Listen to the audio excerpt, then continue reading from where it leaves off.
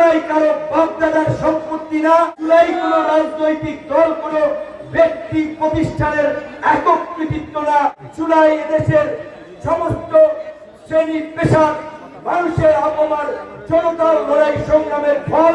কতিপয় গোষ্ঠী তারা তাদের রাজনৈতিক একটা ধান্দাবাজির হাতিয়ারে পরিণত করতে চাচ্ছে। তারা দোকান খুলে ব্যবসা করবে, তাদেরকে আপনাদের সকলকে মিলে প্রতিহত করতে হবে। অন্তর্বর্তীকালীন সরকার আমরা সমর্থন দিয়েছি, গঠন হয়েছে, সেই সরকারের কিছু কর্মকাণ্ড নিয়েও আমরা শঙ্কিত। আপনারা দেখতে পাচ্ছেন বাংলাদেশের একমাত্র আন্তর্জাতিকভাবে ভায়াবল বন্দর হচ্ছে চট্টগ্রাম। এই চট্টগ্রাম বন্দরকে বিদেশিদের হাতে তুলে দেওয়ার মধ্য দিয়ে দেশের সার্বভৌমত্বকে সংকটের মুখে ফেলা হচ্ছে। করিডোরের নামে আমাদের এই খাল কেটে কুমির আনা হচ্ছে। আপনারা জানেন কক্সবাজারের এই অঞ্চলের ভূমি ব্যবহার করে মিয়ানমারে সহযোগিতা পাঠানোর জন্য করিডোর দেওয়া হচ্ছে।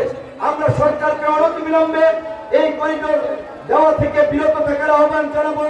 চট্টগ্রাম বন্দরকে বিদেশিদের হাতে তুলে না দেওয়ার জন্য আহ্বান জানাবো। এই আন্দোলন পরবর্তী আমরা দেখতে পাচ্ছি ৭১-এর মুক্তিযুদ্ধকে কেন্দ্র করে আওয়ামী লীগ যেমন মুক্তিযুদ্ধের একক ঠিকাদার হয়ে গিয়েছিল, আওয়ামী লীগ যেমন মুক্তিযুদ্ধকে তাদের রাজনৈতিক ধান্দাবাজির একটা দোকানে পরিণত করেছিল, আজকের এই জুলাই গণ অভ্যুত্থানকেও কোন ব্যক্তি, কতিপয় গোষ্ঠী তারা তাদের রাজনৈতিক একটা ধান্দাবাজির হাতিয়ারে পরিণত করতে চাচ্ছে। আমরা পরিষ্কারভাবেই বলে দিতে চাই, চুলাই কারো বাপদাদার সম্পত্তি না, চুলাই কোন রাজনৈতিক দল, কোন ব্যক্তি প্রতিষ্ঠানের একক কৃতিত্ব না। চুলাই এদেশের সমস্ত শ্রেণী পেশার মানুষের অপমান জনতার লড়াই সংগ্রামের ফল। এই চুলাইয়ের আকাঙ্ক্ষা হচ্ছে এই প্রাচীবাদের পতন ঘটিয়ে একটা নতুন বাংলাদেশ বিনির্মাণ করা, যেই বাংলাদেশে ভবিষ্যতে কোনো ফ্যাসিস্ট এবং সৈন্য শাসক তৈরি হবে না, যেই বাংলাদেশ হবে জনগণের বাংলাদেশ, যেই বাংলাদেশের সরকারি কর্মকর্তা কর্মচারী থেকে শুরু করে জনপ্রতিনিধিরা জনগণের কাছে দায়বদ্ধ থাকবেন, যেই বাংলাদেশের জনপ্রতিনিধিরা রাতের ভোটে নির্বাচিত হবে না, সিল মেনে নির্বাচিত হবে না, তারা জনগণের ভোটে নির্বাচিত হবে। সেই বাংলাদেশ বিনির্মাণ করার জন্যই এই জুলাইয়ের সংগ্রামীদেরকে জাগ্রত থাকতে হবে এবং জুলাইয়ের নামে যারা দোকান খুলে ব্যবসা করবে তাদেরকে আপনাদের সকলকে মিলে প্রতিহত করতে হবে।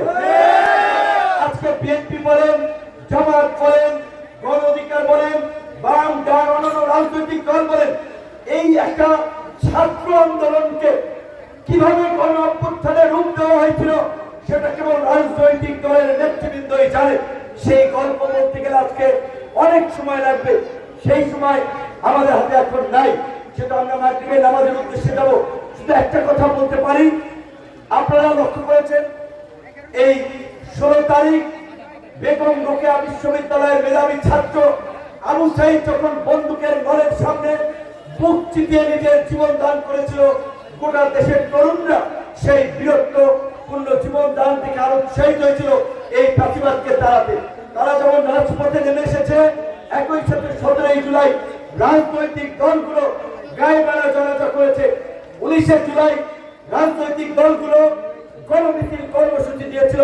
সেদিন রাতেই বিভিন্ন ছাত্র সংগঠন রাজনৈতিক দলের নেতৃবৃন্দের সাথে আমরা যোগাযোগ করেছিলাম, তারা যেন এই গণ অভ্যুত্থানে অংশগ্রহণ করে এবং এই আন্দোলনকে যেন ফ্যাসিবাদের পতনের আন্দোলনে রূপান্তরিত করে, এবং সেদিন রাতে আমরা গ্রেপ্তার হই। সুযোগ কিন্তু বারবার মানুষের জীবনে আসে না, তেমনি ভাবে কোন জাতির জীবনেও সুযোগ বারবার আসে না। আমরা এই বাংলাদেশের দুইবার ইতিপূর্বে সুযোগ পেয়েছিলাম। একটি ছিল 1971 এই বাংলাদেশকে নতুন করে বিনির্মাণের, আরেকটা ছিল 90-এর স্বৈরাচার বিরোধী আন্দোলনে, 90-এর স্বৈরাচার পতনের পরে 91-এ। দুটো সময় আমরা সুযোগ কাজে লাগাতে ব্যর্থ হয়েছি, আমরা বাংলাদেশকে বিনির্মাণ করতে ব্যর্থ হয়েছি। কাজে এই জুলাইয়ের এই 24-এর গণ অভ্যুত্থান যেন ব্যর্থ না হয়, সেজন্য আমরা প্রত্যেকটি সচেতন নাগরিককে তাদের যার যার জায়গা থেকে এই জুলাইয়ের আকাঙ্ক্ষা বাস্তবায়নে, মানুষের স্বপ্ন পূরণে এবং আপনার আমার এদেশের মানুষের বাংলাদেশ বিনির্মাণ যেন আমরা করতে পারি, সেই জায়গা থেকে আমাদেরকে কাজ করতে হবে। এবং